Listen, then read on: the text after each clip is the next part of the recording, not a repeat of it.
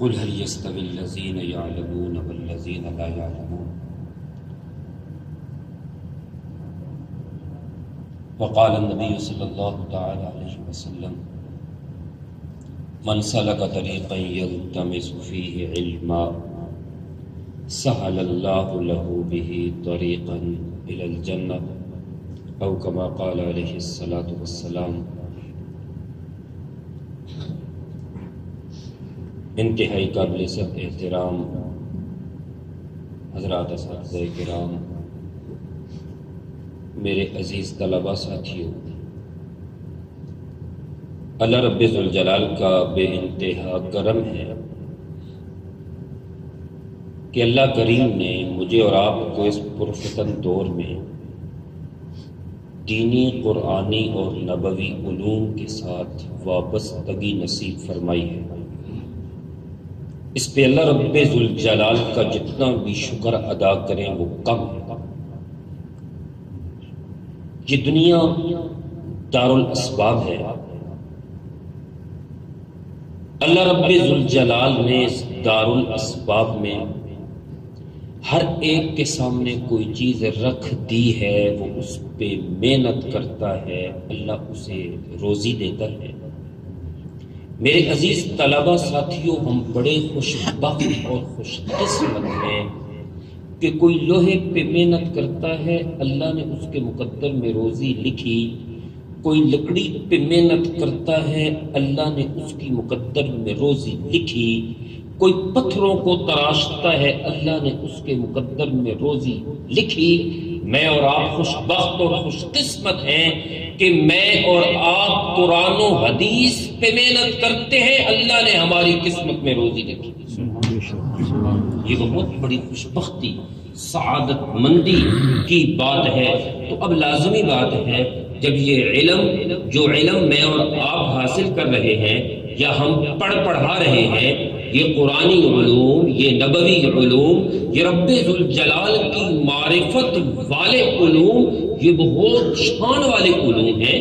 تو ان کو حاصل کرنے کے حوالے سے بھی بہت بڑے آداب کی ضرورت ہے۔ تو ان آداب کی رعایت رکھ کے، ان آداب کا لحاظ رکھ کے، ان آداب کا خیال کر کے جو سچی طلب لے کے ان علوم کو حاصل کرنے میں اپنا سب کچھ وار دیتا ہے، قربان کر دیتا ہے، لگا دیتا ہے، پھر اللہ جل جلالہ اس کے سینے کو ان مبارک علوم سے منور فرما کے اس کو عروج اور کمال عطا فرما دیتا ہے۔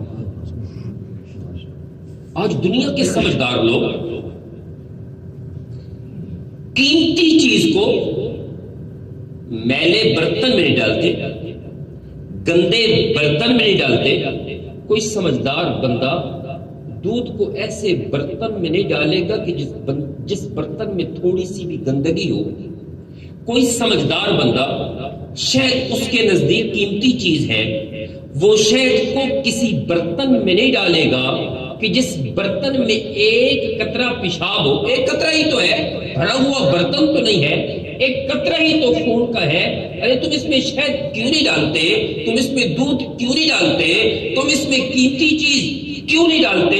ارے بھائی، میرا ذہن تسلیم نہیں کرتا کہ جس برتن میں گندگی کا ایک قطرہ ہو، میں اس میں قیمتی چیز ڈالوں۔ میرے عزیز طلباء ساتھیوں، اللہ رب ذوالجلال کے خزانے میں قرآن سے قیمتی چیز کوئی نہیں ہے، قرآنی علوم سے قیمتی چیز کوئی نہیں ہے، نبوی علوم سے قیمتی چیز کوئی نہیں ہے، ان وحی والے مقدس علوم سے قیمتی چیز کوئی نہیں ہے۔ یاد رکھنا، جس دل کے اندر، جس سینے کے اندر ذرا سی بھی گندگی ہوگی، غیبت کی گندگی، بے ادبی کی گندگی، گناہ کی گندگی، اللہ رب ذوالجلال ان حکمت والے علوم کو کبھی بھی اس سینے میں جمع نہیں فرمائیں گے۔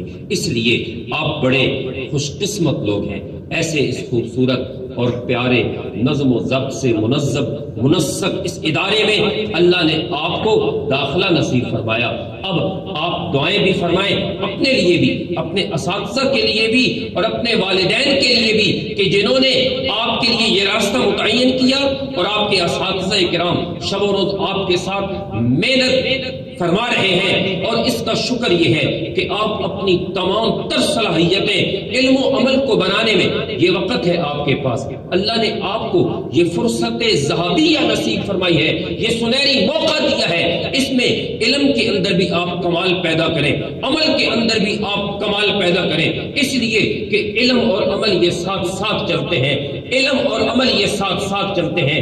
اگر آپ اپنے علم پر محنت کرنے کے ساتھ ساتھ اپنے عمل کو بھی بنائیں گے تو انشاءاللہ العزیز آپ کی دنیا بھی بنے گی اور آخرت سے بھی بنے گی، آخرت بھی بنے گی۔